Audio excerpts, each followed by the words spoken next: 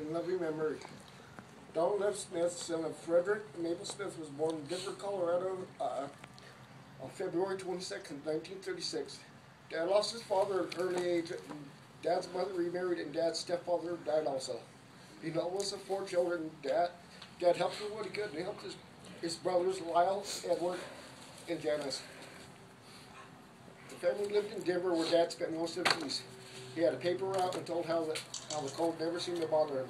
He also mentioned how he loved the smell of dirt as it first started to rain. His family moved back and forth between Kansas and Colorado several times. In his teens, he drove tractors in Kansas and talked about the long distance he could see the other equipment working on the open plains of Kansas, which lit up from 50 to 100 miles away at night. Dad seemed to have wanderlust and left home to explore whenever he had a chance. He arrived in California in his late teens and told of how he loved the Corona area and its beautiful view of the surrounding mountains. He knew he wanted to settle in the Corona area ever since he first set eyes on it. Dad worked for a while in Southern California before joining the Marines. He trained about 29 pounds in Camp Pendleton before serving his country in Korea as a Marine gunner. Afterwards, he met Frances Stonebreaker, daughter of Robert and Esther Stonebreaker. They got married and lived in Norwalk, California for the first 5 years together before moving to Corona around 1964. They raised 6 boys in a housing tract that was surrounded by orange groves and wilderness. Corona was a great place to raise boys and had plenty of things to explore. Dad worked for Beckman Instruments in Orange County and commuted the 91 freeway for over 30 years. When asked how he could stand the traffic, he replied that he really enjoyed the beautiful views and didn't mind the drive because he's always returned to Corona, the place that he'd seen in his youth and felt lucky to live in such a beautiful place. Dad and Mom loved their children and enjoyed teaching arts and crafts to kids. The abundant young children in our neighborhood were always welcome at their house. Dad and Mom were both active in Cub Scouts and Boy Scouts as den leaders and a scoutmaster. Dad and Mom were thought of by a lot of kids in the neighborhood as their other parents. Not many seem to be known as well as Dad for his fun-loving spirit and his freely given advice. Mom and Dad raised their 6 boys in Corona, where they taught us with their combined knowledge. Together they taught us arts, crafts, about nature, and other things that we would need throughout our lives. Raising 6 boys with different personality was both challenging and rewarding for our parents. We inherited our parents' sense of humor as well. Our parents were proud of us and loved us all equally, and loved teaching other kids as much as their own. Dad enjoyed nature and was a scoutmaster for several years. Dad also enjoyed archery, traveling, camping with his family, and loved showing us the beautiful world we lived in. Dad took us on several long vacations that took us to national parks and monuments that a lot of families have never experienced. Dad was good with mathematics and often played number games and card counting games. He also built model airplanes for us to enjoy. Dad enjoyed drinking coffee and was hard to find without a cup nearby. Dad also liked Ford automobiles and traveling to Nevada to play Keno. Most of all, Dad loved joking with other people. In 1989, my mom passed away unexpectedly, and Dad remained strong for us all. Dad chose an early retirement and traveled in his Ford exploring the deserts and mountains of California, Arizona, Nevada, and revisited Colorado as well.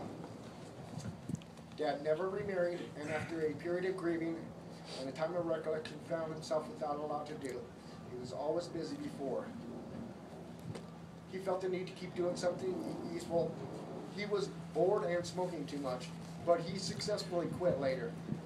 He felt the need to do something useful with his life. He felt no needs for himself and stumbled into helping at the local homeless shelter. Not being self-centered, he grew to love helping people less fortunate than themselves. He was loved by the clients, staff, and donors of food that he organized, rotated, and kept track of. He found selfless pleasure in helping others, especially the children. Dad worked countless hours in his 20 years plus of service.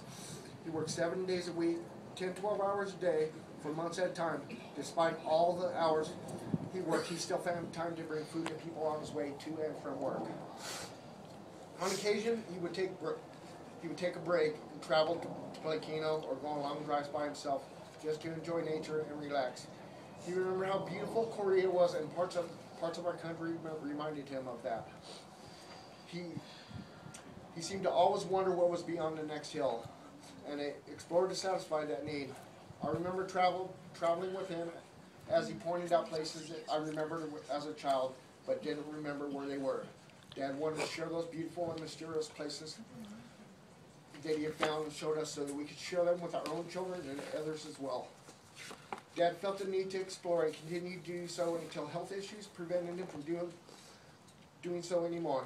Even though he couldn't travel too far, he continued to work in God's Kitchen, run by the First Baptist Church in Corona, which he had many friends.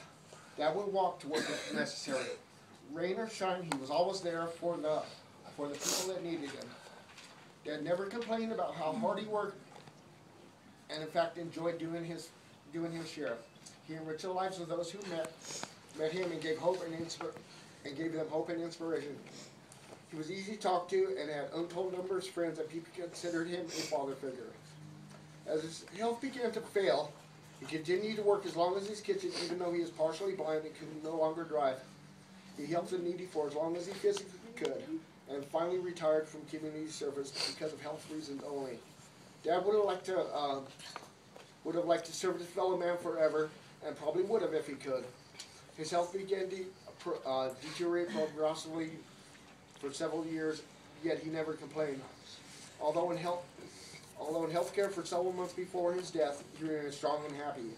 It was just his time, and he faced it with courage. Don is survived by his 6 sons, Charles, Michael, James, Scott, Patrick, and Edward. His extended family includes 20 grandchildren, 15 grandchildren, and a great many people who loved him for what he was, to always be remembered fondly by those who knew him and the many hearts he touched.